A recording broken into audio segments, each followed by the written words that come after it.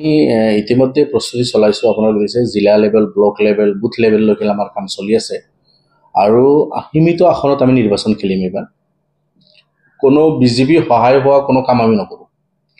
আমি কত 50, 60, 70খন আসনত নিৰ্বাচন নেখেলোঁ। বেছিতকৈ বেছি আসনত ইলেকশ্যন খেলিলে ক'ৰবাত বিজেপিৰ সহায় হয় নেকি তেনেকুৱা ধৰণৰ ৰাস্তা আমি নাৰাখোঁ, আমি বন্ধ কৰিম সেইবিলাক। গতিকে কম আসনত যেহেতু আমি নিৰ্বাচন খেলিম, সেইকাৰণে হয়তো আপোনালোকৰ চকুত ইমান পৰা নাই। আৰু যিখিনিত আমি নিৰ্বাচন খেলিম জিকাৰ কাৰণে খেলিম।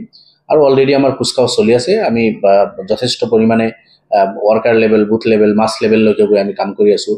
মহিলা মৰ্চা, যুৱ মৰ্চা, ছাত্ৰ মৰ্চা, পেৰেণ্ট কমিটি যৌথভাৱে আমাৰ কামবিলাক চলি আছে। মই নিজেও মোৰ সমষ্টি জিলাত চলি আছে কামখিনি।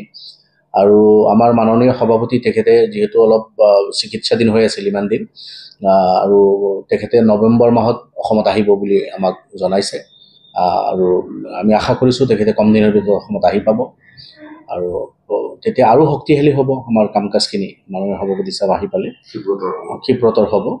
এনেও গোটেইখিনি কাম চলি আছে, আমাৰ ঠিক ঠাক চলি আছে আৰু আমাৰ আশাবাদী যে ভাল হ'ব।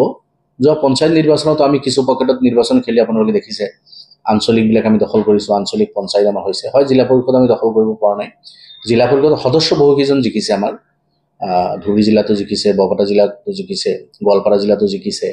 এনেকুৱা জিলা পৰিষদৰ সদস্য আমি জিকাইছোঁ।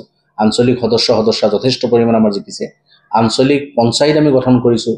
চেঙা সমষ্টিত আঞ্চলিক পঞ্চায়ত গঠন হৈছে। মোৰ মন্দিৰ সমষ্টিত কলগেছিয়া ব্লক আমি আঞ্চলিক আমাৰ দখলত আমি গঠন কৰিছোঁ। বীৰসিং জৰা সমষ্টিত গঠন হৈছে, দলগাঁও সমষ্টিত গঠন হৈছে। এনেকুৱা ধৰণৰ আপোনাৰ বিভিন্ন ঠাইত জলেশ্বৰ সমষ্টিত আমাৰ আঞ্চলিক পঞ্চায়ত আমি দখল কৰিছোঁ।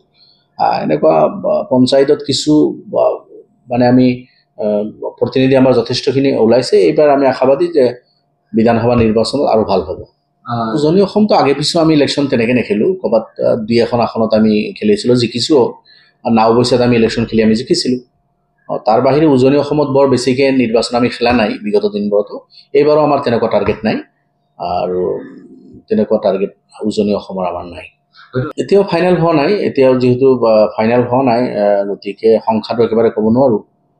তথাপিও মানে 30± এনেকুৱা এটা আসনত 25-30খন আসনত এনেকুৱা নিৰ্বাচন খেলাৰ কথা চলি আছে। কোনোবা কৈছে 25খনত, 30খন, 35খন এনেকুৱা আৰু পৰামৰ্শহে আহি আছে। এতিয়ালৈকে ফাইনেল সিদ্ধান্ত হোৱা নাই।